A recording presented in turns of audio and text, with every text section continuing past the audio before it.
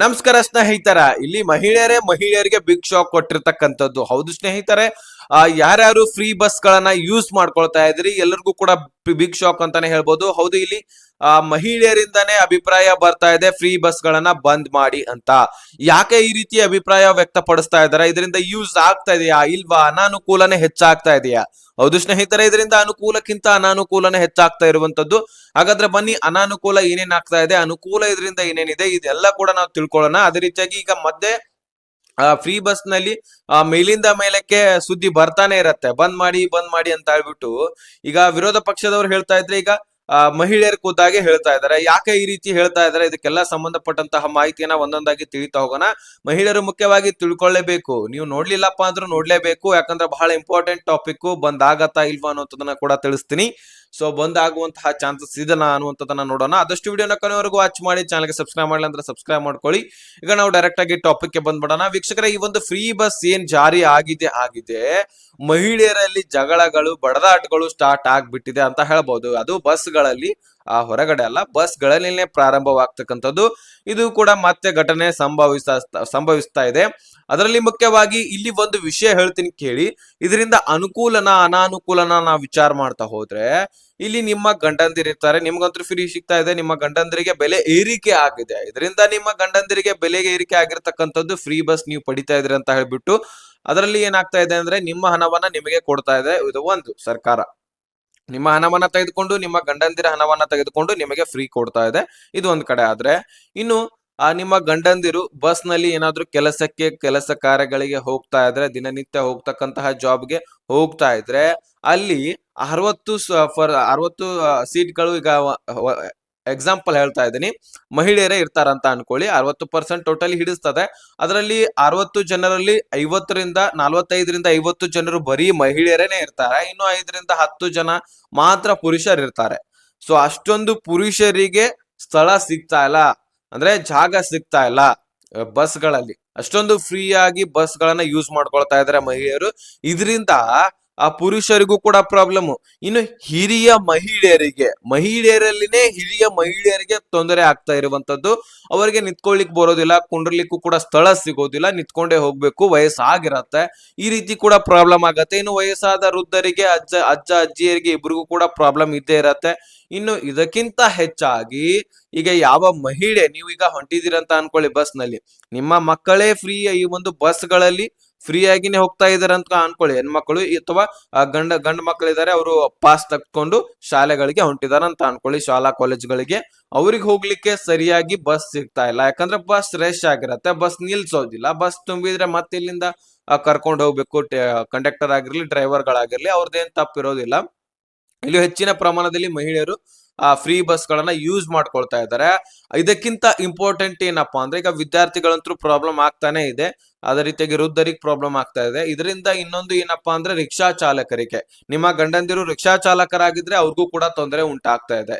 ಯಾಕಂದ್ರೆ ಅವರಿಗೆ ಸರಿಯಾಗಿ ಈಗ ಕೆಲಸ ನೋಡಿ, ಮೊದಲು ಈಗ ಒಂದು ಗ್ಯಾರಂಟಿ ಶಕ್ತಿ ಯೋಜನೆ ಬರೋಕ್ಕಿಂತ ಮುಂಚೆ ಒಂದು 20ರಿಂದ 30,000 ರೂಪಾಯಿ ವೇತನ ಆಗ್ತಾ ಇತ್ತಪ್ಪ ತಿಂಗಳಿಗೆ ಅನ್ಕೊಳ್ಳಿ. ಈಗ ಬರೀ 10,000 ಕೂಡ ಆಗ್ಲಿಕ್ಕೆ ಒದ್ದಾಡ್ತಾ ಇದೆ ಅಂತೆ. ಯಾಕಂದ್ರೆ ಫ್ರೀ ಬಸ್ ಇರುವಂತಹ ಕಾರಣಕ್ಕಾಗಿ ಫ್ರೀ ಆಗಿ ಮಹಿಳೆಯರು ಅಡ್ಡಾಡ್ತಾ ಇರ್ತಾರೆ. ಅದರ ಬದಲಾಗಿ ಒಂದು ರಿಕ್ಷಾಗಳಲ್ಲಿ ಯಾಕೆ ಹೋಗ್ತಾರೆ?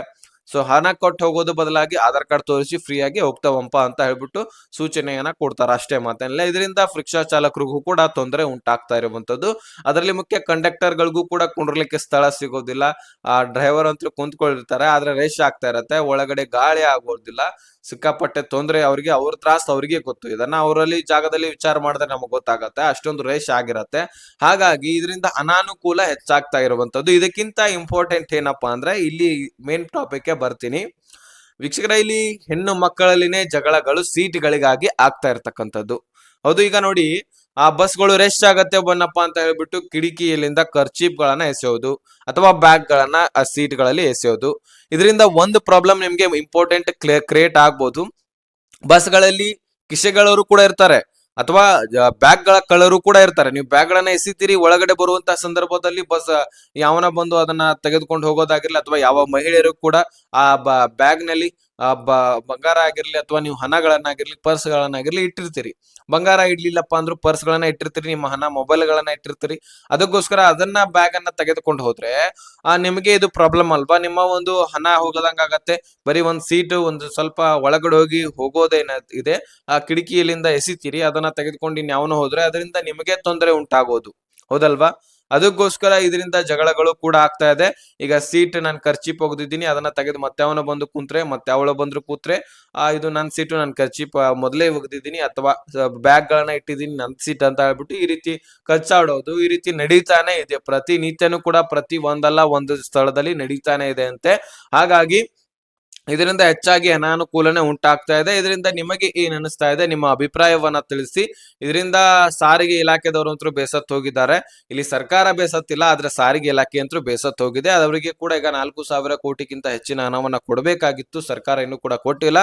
ಆದ್ರೆ ಸಾರಿಗೆ ಇಲಾಖೆ ಏನಪ್ಪಾ ಶಾಂತ್ ಕುಂತಿದೆ ಅಂತ ನೋಡ್ಬೇಕು. ಮುಂದಿನ ದಿನಗಳಲ್ಲಿ ಏನೇನ್ ಆಗತ್ತೆ ಅನ್ನುವಂಥದನ್ನ ಕಾಯ್ದು ನೋಡ್ಬೇಕು. ಸದ್ಯಕ್ಕಂತೂ ಫ್ರೀ ಬಸ್ ನಿಂದ ಹೆಚ್ಚಿನ ತೊಂದರೆ ಉಂಟಾಗ್ತಾ ಇದೆ.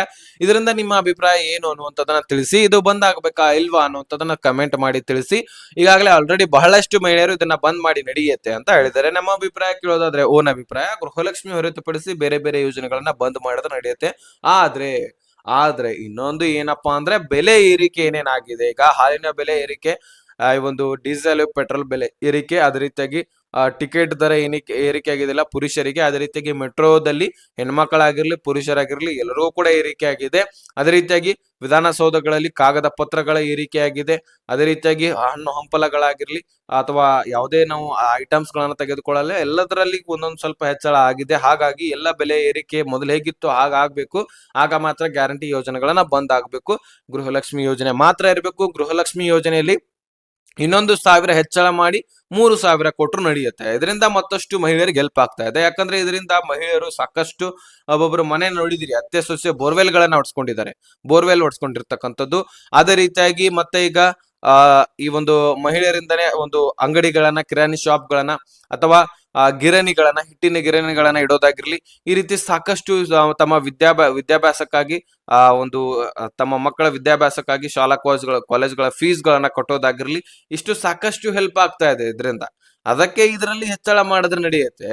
ಆದ್ರೆ ಈ ಒಂದು ಶಕ್ತಿ ಯೋಜನೆಯಿಂದ ಬಹಳಷ್ಟು ತೊಂದರೆ ಉಂಟಾಗ್ತಾ ಇದೆ. ಇದರಿಂದ ಸರ್ಕಾರದ ಬಸ್ಗಳಿಗೂ ಕೂಡ ಲಾಸ್ ಆಗ್ತಾ ಇದೆ. ಬಸ್ಗಳಲ್ಲಿ ತುಂಬಾ ರಶ್ ಆಗದ ಕಾರಣಕ್ಕಾಗಿ ಬಸ್ಗಳಿಗೂ ಕೂಡ ತೊಂದರೆ ಆಗತ್ತೆ. ಅದಕ್ಕೆ ಜೀವ ಇಲ್ಲ ಆದ್ರೆ ಆ ಬಸ್ಗಳು ಡ್ಯಾಮೇಜ್ ಆಗೋದಾಗಿರ್ಲಿ, ಅದನ್ನ ರಿಪೇರಿ ಮಾಡಿಸ್ಲಿಕ್ಕೆ ಸರ್ಕಾರವೇ ಅದಕ್ಕೆ ಇನ್ವೆಸ್ಟ್ ಮಾಡಬೇಕು. ಸರ್ಕಾರಕ್ಕೆ ಇಲ್ಲಿ ಸರ್ಕಾರಕ್ಕೆ ಹಣ ಉಳಿತಾ ಇರ್ತಕ್ಕಂಥದ್ದು ಶಕ್ತಿ ಯೋಜನೆಯಲ್ಲಿ ಉಳಿತಾ ಇತ್ತು ಮೊದಲು. ಯಾಕಂದ್ರೆ ಫ್ರೀ ಬಸ್ ಇರ್ಲಿಲ್ಲ, ಬಸ್ಗಳಲ್ಲಿ ಟಿಕೆಟ್ ತಗ್ಸ್ಕೊಂಡು ಹೋಗ್ತಾ ಇದ್ರು, ಅವಾಗ ಸರ್ಕಾರಕ್ಕೆ ಇನ್ಕಮ್ ಹೋಗ್ತಾ ಇತ್ತು. ಈಗ ಸರ್ಕಾರವೇ ಫ್ರೀ ಆಗಿ ಕೊಡ್ತಾ ಇದೆ.